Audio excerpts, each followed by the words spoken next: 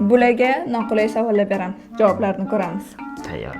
Agar sizga katta pul evaziga 50 million dollarga menga xiyonat qilishni taklif qilishsa, nima qilardingiz? O'ylab ko'rardim. O'ylaysiz. Ya, ishtur.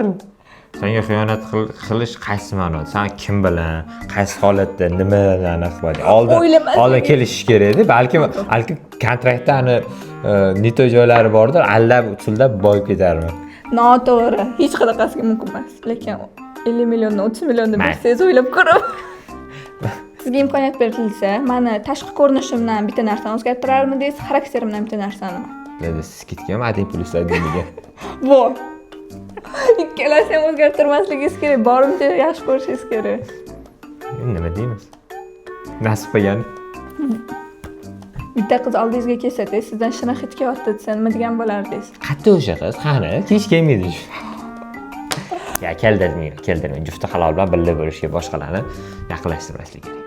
Do'pon qani? Ra'no degan o'rtog'ingiz bor. Uni nima deb chaqirasiz? Muzaffar santexnik. Oxirgi savol. Hayolingizga kelgan birinchi qiz bolanizmi? Qizimizmi? Nima deyishingiz kerak edi? Adalada qizi bo'ladi, baribir. Nimaligini kommentga o'zinglar yozinglar, taxmin qilinglar. Like, Podpiska.